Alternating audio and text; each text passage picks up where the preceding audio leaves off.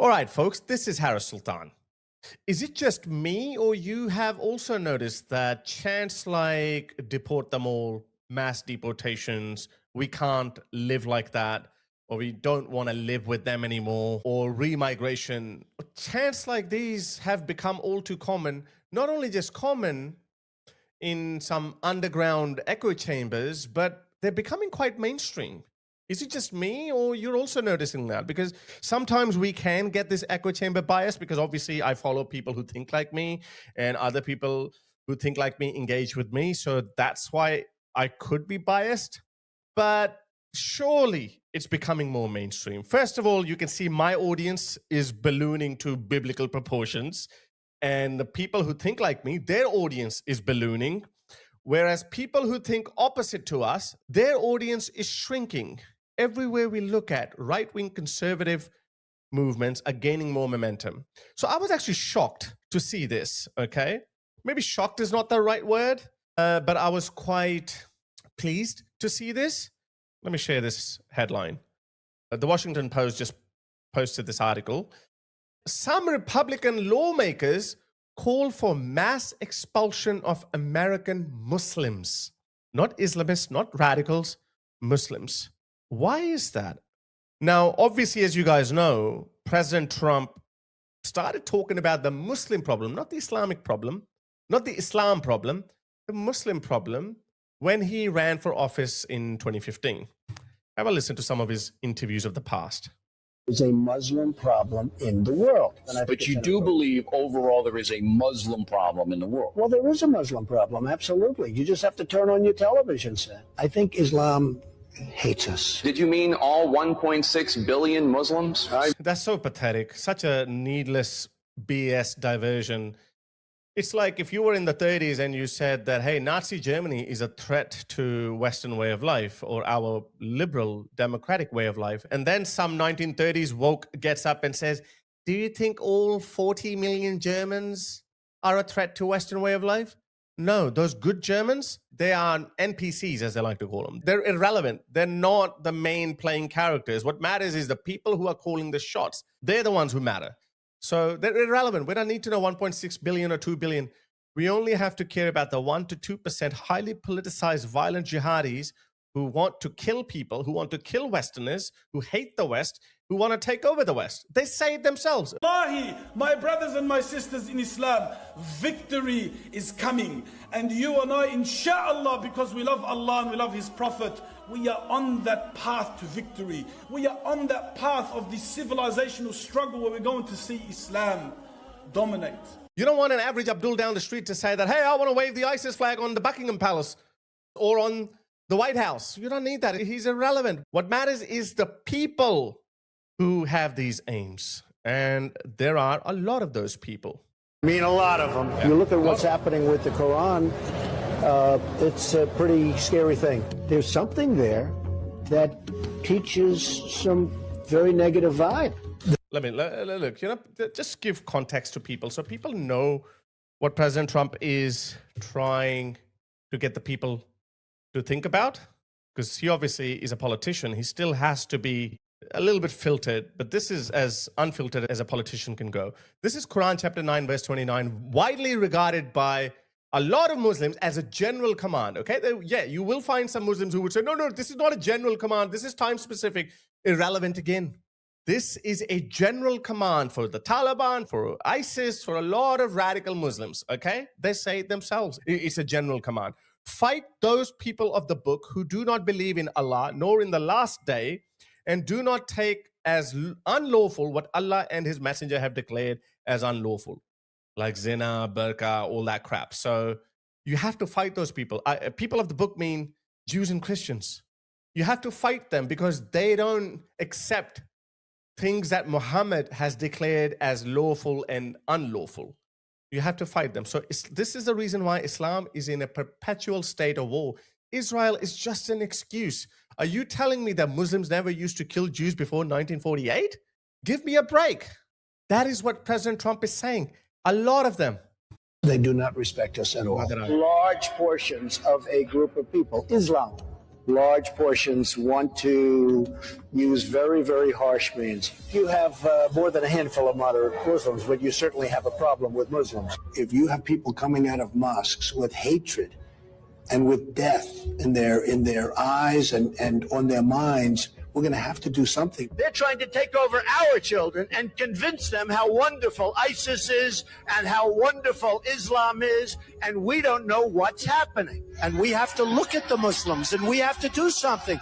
We cannot stand by and be the stupid people while our country is destroyed. I want surveillance of certain mosques, okay? What's wrong with that? Look, Britain didn't do it. Britain is now an Islamic hellhole. 95% of all terrorist casualties in Britain have happened at the hands of Muslims. And now in Australia, oh, this is a more interesting stat. In the wake of the last Islamist terrorist attack at Bondi Beach, just a few days ago, when 15 Australians got killed at the hands of a madman Muslim, 100% of all terrorist-related deaths in Australia in the year 2025 happened due to Islam. So that was President Trump nearly 10 years ago, okay? At that time, I was an ex-Muslim, but at that time, you know, low-key, I was saying, yeah, well done, you should do it. But I wasn't really that political at that point. I was a young man. I was only 30 years old, and I was like, yeah, whatever. Of course, my activism started in 2018 because I had a moment, I had an epiphany, because I saw how an atheist like me was brutally lynched by a mob in Pakistan, and I had this rude awakening that these people can become very violent. If I went to Pakistan, if I'm not arrested within an hour, I would be lynched by a mob. And I'm not exaggerating that. Dozens of people have been killed, lynched by mobs in Pakistan over the last 5 or 6 years, ever since my activism started. So that's what we are importing in the West. That's why it's my life's mission to save the West, because the West is a civilized place. These things do not happen in the West. People in the West do not kill people over ideological differences, certainly not over religious differences. They used to do that 300-400 years ago, but Islam is still stuck in medieval times. Is that what you want? Go check out my last video. I showed you in my last video how Muslims in Pakistan were celebrating the Bondi Beach attack. What I didn't show you, that there were some Arabs also celebrating the attack. Drew Pavlov made a detailed tweet about that. Westerners and Muslims are not the same people. Every society thinks that it is righteous. Every society has grievances. Just like that, Muslims think that they are righteous. They think that they have legitimate grievances. What Israel is doing in Palestine is wrong. Therefore, they get angry. They feel helpless because they have no technology. They don't have their world order anymore. They lost 200 years ago. They're irrelevant politically and militarily. So they get angry. What they do, they bite the hand that feeds them. That's why you have these occasional, actually not occasional, very frequent outbreaks of terrorist activities. Just on the day that radical Muslim was killing Jews at Bondi Beach, at the same time, 5 Muslims from Morocco, Syria, and Egypt were arrested in Germany looking to run over women and children at a Christmas market. Oh, and 2 days later, 3 more Muslims got arrested because that attack also got foiled. Why is it always them? Why? Muslims are not willing to introspect. They have a very easy escape mechanism. Half of them say, well done, our guy taught them a lesson. And then the other half, the ones who live in the West, they make excuses. Usually they say, oh, look, yeah, this is wrong, but what Israel is doing is also wrong. What America is doing is also wrong. America shouldn't have gotten involved in Libya and Egypt, and they shouldn't have waged this war against Afghanistan and Iraq. They never give an unconditional condemnation. It's very simple. I can explain you why that is. It's because in their hearts, they believe that they've been hard done by. In their hearts, they believe that their grievances are legitimate and it's the West that is evil. But what they can't deal with is the fact that they don't want to live in their own native countries either, because those countries are hellholes.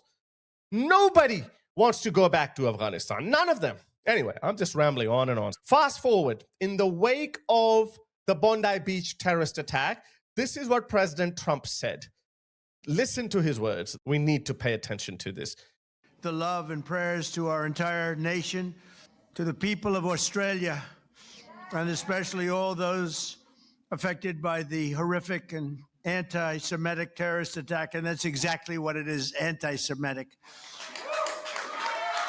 that took place on a Hanukkah celebration in Sydney. What a terrible, terrible thing. We don't learn. We don't learn. This is what he means. We don't learn. If passports homogenize a society, then why is it that the Muslim community living in Western countries do not get upset on a terrorist incident like this? At best, they say, oh, it shouldn't have happened. But they don't get upset the way an ordinary Westerner does. For example, Americans are upset at what happened in Sydney. Brits are legitimately upset and angry at what happened in Sydney. But a British Muslim, yeah, whatever, shouldn't have done this. Hey, look, it's the Muslim who saved them. Passports don't change your ideological beliefs. They don't. Your ideological beliefs are only changed when you introspect, when you let go of your previous ideological beliefs and subscribe to a new ideological system. That's the only way. And I think the world is growing sick and tired. In my last video, I showed you how Australian politicians are actually cracking down. They're using the language that I knew they would use it when push comes to shove, but I wasn't sure because, you know, we do live in a culture where nobody wants to offend Muslims. And we saw how British politicians responded to the rising tide of Islamism. They pussyfooted around. They would never call Islam out. They would never say anything. They will constantly walk on eggshells. But I knew that Australian Labor Party will behave exactly like that, and they did. Our Prime Minister, our wimpy Prime Minister, has said that anti-Semitism and far right-wing extremism are the biggest threats facing Australia today.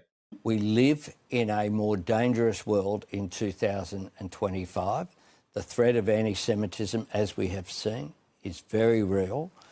Threats of other occurrences, such as the rise in the far right, which has also been identified, of course, by Mike Burgess, is also a threat as well. Far right-wing? When was the last time a right-wing lunatic do anything? When? In New Zealand it happened, not in Australia. It happens almost on a weekly basis in London. And our wimpy Prime Minister's solution to Islamic extremism, which he doesn't even acknowledge it as, is tighter gun controls. There are 4 million registered firearms in Australia, more than 1997 when the gun buyback program started. So that was the lowest at that time. Now we have twice as many guns. We only have 2 or 3 deaths by a firearm every year, 2 or 3. This year we've had 15, all 15 at the hands of this madman terrorist. And his solution to this problem is, actually, let me play you another hilarious video. This is a massive cringe moment. This is so pathetic. So Richard Marles, he's our Deputy Prime Minister. If Anthony Albanese goes away, then he becomes Prime Minister. Listen to this. This is how pathetic Australian Labor Party is. Do you feel like there needs to be, and should there be, a greater emphasis on hate speech from Muslim clerics in the western part of Sydney? I think, look, I think, as I said earlier, what we've done is criminalise more forms of hate speech, and you know we criminalise the Nazi salute. Obviously, that's in its own context. See how he stumbled? Oh, in its own context. It's almost a knee-jerk reaction. It's almost instinctively they are programmed to respond with far-right extremism whenever Islamic extremism is mentioned. He asks you about banning the hate speech of Islamic clerics in Australia, people who say we are here for jihad. Instead of addressing that, he goes, we banned the Nazi salute. That's how pathetic, absolutely pathetic Labour is, whether they are in the UK or in Australia, or the Democrats in America. Absolutely pathetic. This is why I think we are witnessing the death of lefty politics. I mean, the pendulum is well on its way to the right. And of course, when it starts going to extreme far right, then we'll try to maybe bring it back. And then I think we'll adjust accordingly. But right now, the pendulum had gone so far to the left that nothing makes sense anymore. Nothing. I don't think President Trump is some great ideological, intellectual giant of our time. I really don't think that. But I do think that he has common sense. Our mainstream politics is so pathetically stupid that whatever President Trump says, he doesn't have to think long and hard. He doesn't. His policy towards Europe is absolutely spot on. Now in England, they're preparing the patriots who they call far-right hooligans and extremists, they're preparing them to go to war with Russia. I am massively pro-Ukraine, okay? This is why I've been saying that we need to arm Ukraine so our people in Western Europe don't have to go and fight. Ukrainians are fighting for Western civilization. Putin is a mad tyrant. He's an autocrat. His allies are Iran and North Korea and China. I am massively pro-Ukraine. Don't take it as though I am covering for Putin. I want us to arm Ukraine so much that the Ukrainians will finish the job instead of pressuring them into surrender. And that's why I don't like Trump's policy on that. But look how stupid that is. Let me show you this. So Tommy Robinson said this. Can you blame him? Look at this. They're saying, look at this. What kind of a patriot he is. He's saying, we won't fight for you. Everyone in the UK must step up to deter Russian threat of wider war, armed forces chief to warn. Okay, you know what? You've been tarnishing these people as far-right hooligans, extremists, racist, thugs, and now you want them to die in a Ukrainian ditch for you while you import more foreign men into the UK? I've got a better solution. How about you first send all these Muslims to Ukraine and send them there first and say, you know what? This is a good opportunity for you to prove your worth, your loyalty to Britain. I can guarantee you, not even more than 1% would volunteer. Actually, less than 1%. Actually, I'll give you a stat. Did you know more Muslims joined ISIS than the British Army? As I said earlier, ideologically, they're not the same. They're not loyal to Britain. Okay. Send your asylum seekers. There are roughly 200,000 to 300,000 asylum seekers. You want British citizenship? Go and fight for Britain. Muslims, oh, you love to live in this country and not Afghanistan. How about you go and prove your worth by fighting against Russia? Go save the crown. Why should white British men go and die? White British men are already crying over the sacrifices they made in World War II, only for the country to be handed over to people who hate Britain, who are everything but British. This is the reason why I think I love President Trump's policy towards allies. We're not going to help you.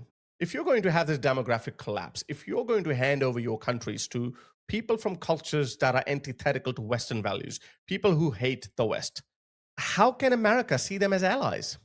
Did you know, for the first time in the last 100 years, UK refused to share intelligence with the United States over this Venezuelan crisis? This is the same UK that went to a phony war against Iraq just because the United States wanted it. Now, that's allyship. That allyship doesn't exist anymore. Britain has like 20 Muslim MPs. If the trajectory continues, and half of the other MPs are sympathetic towards Islam and Muslims. Muslims have already told you they have different set of values. They are on the side of Palestine. They don't stand for Western values. So I think the fatigue is growing. I think we are reaching the tipping point where Western countries will come at a crossroads where they will have to decide whether to stand up for their country's identity or hand over the keys to them. Just quietly go extinct, because we have to admit, Western birth rates are falling. Let me show you this. This is almost criminal. Absolutely pathetic. Pathetic. This is Sydney.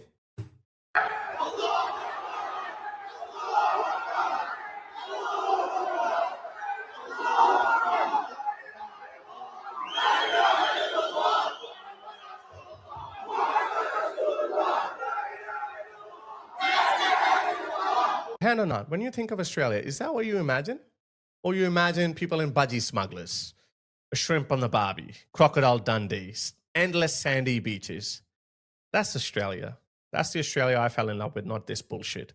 When you go to Austria, is this what you imagine? Is this what you want to see? This is Vienna. This is Vienna. This is criminal, guys. It's not a racist issue. I don't care. Look, even if they were white, I don't care. But this is not Vienna. Is this Vienna? It's the same with Paris. It's the same with parts of London.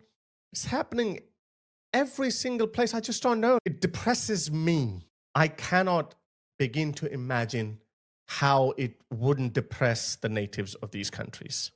What have you done? Armin Nawabi, my friend, made a really good tweet. I think it's worth reading. It's about those two foiled German attacks. It's a long tweet, but it's worth reading. Sorry, I'll try to be quick. There's an old saying in the Middle East that isn't a metaphor. It is a schedule. It whispers a promise that the West refuses to hear. First the Saturday people, then the Sunday people. It makes sense, doesn't it? That actually reminds me of a fable of that old woman who kept feeding the man-eating crocodile, hoping that she would be eaten last. And she will be eaten last. That's what we're living through. Every person who does not speak up against this quiet takeover, which is not even that quiet anymore, your turn will come. You blue-haired Wokistanis, your turn will come. For years, you were told that the rage burning across the Middle East was about borders or maps or the specific grievances of Palestinians. Muslims have been killing Jews far longer than the last 75 years. You were told it was local. You were lied to. I saw a beautiful civilization, my own home of Iran, suffocated by this exact ideology. I know what the early stages look like because I have lived through the end result. This past weekend in Bavaria, the schedule moved forward. 5 men sat in a room plotting to drive a vehicle through a crowded Christmas market. These were not desperate refugees fleeing persecution.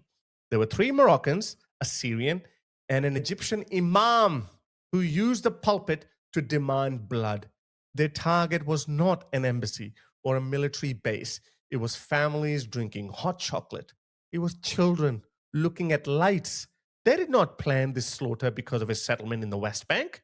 They planned it because you are Christian, because you are secular, and because you exist. Islam has been trying to take over Europe for 1400 years. Where was Israel back then? There was no Israel back then. Muslims came to Spain. They were trying to take over France. They were in Hungary. They were in Poland. They were in Serbia. There was no Israel back then. The Jewish people are simply the first line of defense in a war against civilization itself, just like Ukrainians are against Putin's zombies. When that line breaks, the violence does not stop. What do you think they're going to stop? If you wipe off Israel? Seriously, all these freaking idiots. If you wiped Israel off, all these groypers, their hatred for Jewish people is such that they kiss Islamists. They don't play around. This is a very dominant, aggressive ideology. They don't play around. I am from that culture.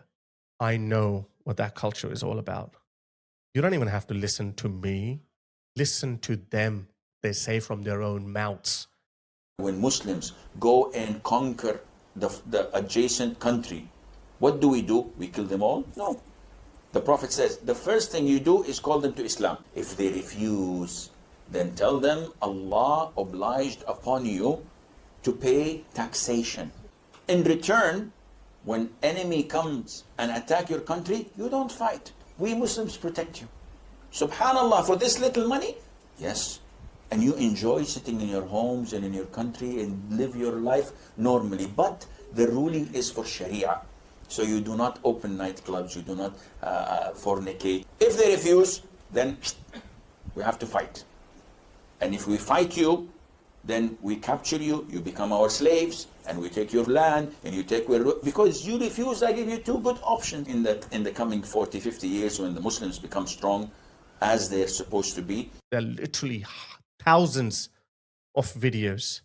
They're not hidden. They're not secretly recorded videos. They say it openly, what they want. To invite this ideology into your home and call it diversity is not tolerance. It's not multiculturalism. It is a slow, agonizing suicide. Passive observation is no longer an option, which is why I established a base for us to organize and prepare for what comes next. Step out the silence and join the movement here. School.com. Have a look at this. Have a look at this picture. Seriously, have a look. Western civilization. That's Brandenburg Gate. Diversity is our strength. Yay. Oh my God. Oh my God. Madness. Welcome all. Look, if we were saying this, let's say 15, 20 years ago, when hundreds of these terrorist acts had not taken place in Europe, surely then you had a reason to reject what we're saying or doubt what we're saying. But how much more data do you need? How much more evidence do you need? There's no single Western country that is untouched by Islamic terrorism. Why don't we see this happening in South Korea or Japan? They are prosperous countries. Why don't we see that? Hey, why don't we see that happen in Saudi Arabia or the UAE? Actually, the UAE is a very good example of a multicultural society. Hindus go there, Muslims from Bangladesh, Pakistan, Africa, everywhere they go there. Because the UAE, they have strict laws. They don't play around. You F around, you either go to prison for a very long time or you get immediately deported, immediately. But in the West, we have these people, they're like, oh, I have a theory on this. The West got civilized over many generations. So accordingly, their laws got more and more humane and softer. That doesn't apply on cultures who come from cultures where life is a lot tougher, where you can kill people over a banana. It doesn't apply on them. It's sad. I don't know what you guys are doing. But there is a bit of hope, okay? I don't want to make you sad. I have never been this hopeful before. As I said at the start of the video, calls to remigrate them, deport them all, send them back, they're getting louder and louder. And they will get louder and louder because Muslims are not willing to call out the bad eggs in their community. They are just deflecting the responsibility to everyone else. It's the Mossad, it's the CIA's fault, it's Israel's fault. It's everyone else's fault, but it never is their fault. So the world is growing tired of that. There is a growing fatigue. And I have to say this. There is a political solution to this. Do not take matters into your own hands. There is a political solution. Because these people will never stop. There will be another terrorist attack in Australia, in England, in America, in Canada. There will be another vehicle that will plow through people. It's going to happen in Germany, in Austria, in France. It's going to happen. And the more it happens, the more political will there will be to remigrate. So hang in there, my friends. Hang in there. It's going to happen. We're not going anywhere.